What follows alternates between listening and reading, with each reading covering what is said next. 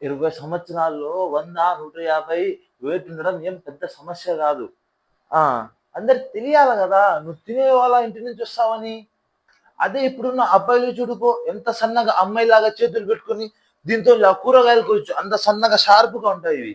ఏందది తెలియాలి గదా! నువ్వు బాగా తినే వాళ్ళ ఫ్యామిలీ నుంచి, బాగా వంశం నుంచి వస్తావని. ఉండడం అంటే శర్మ అంకుల్ వాళ్ళ కొడుకు. లెట్రిన్‌లో వెళ్లి కూర్చుంటే దీని అక్క నలుగురు రావాలా వాడిని లేపడానికి. అది లావంటే.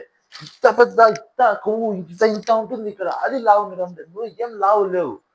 ఇప్పుడు చూడు శర్మ అంకుల్ వాళ్ళ కొడుకు ఎంత సన్నగా పుల్లలాగా అయినాడో మొత్తం ఇంట్లోనే తింటాడంట అంత అన్నము. దరిద్రంగా చేసిన వాళ్ళమ్మ. అది బయట ఫుడ్డు ఆయిలు, మసాలా వల్ల లావైతాడు. అందుకు అది చెప్పేది. ఇప్పుడు ఇలా చెట్లకు నీళ్లు పోస్తాంబా అందుకే ఇంత పెరిగినాయి ఇవి.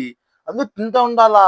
శరీరం పెరుగుతాది. లేకపోతే ఎట్లా పెరుగుతాది తినకుండా డైటింగ్‌లు, ఫైటింగ్‌లు చేసుకుంటా ఉంటే. చూడు ఇట్లా నీళ్లు పోస్తే ఎంత పెరిగింది చూడు చెట్టు. నువ్వు డైటింగ్‌లు చేస్తే ఎలా పెరుగుతావు నువ్వు చెప్పు? ఎందుకురా అమ్మ సతాయిస్తున్నావంట?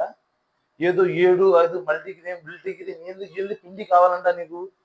రేపు నీ పెళ్ళాం వచ్చిన తర్వాత పెళ్లి చేసుకున్న తర్వాత వేపించుకో నీ పెళ్ళాంతో. ఊరికే సతాయాకు. ఎప్పుడైనా నా అమ్మ సతాయిచ్చానా?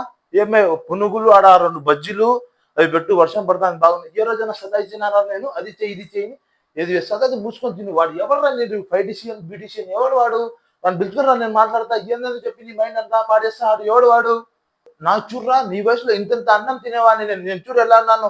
పొట్ట వచ్చింది, షుగర్ ఉంది, వెంట్రుకలు లాగుతాయి. ఆయన అది వేరే విషయం. కానీ నేను ఎట్లా ఉన్నా ఇప్పుడు రేస్ పెడితే నీకన్నా ముందు నేను పరిగెత్తా. Good morning మెసల్లా రేస్‌లోనా? ఏం బ్రో పెద్ద పెద్ద మాటలు మాట్లాడుతున్నాను. అలాగే అది వంకాయ బజ్జీలు ఇంకా ఆలు బజ్జీలు కూడా పోయి. వర్షం పడతాంది బాగుంది.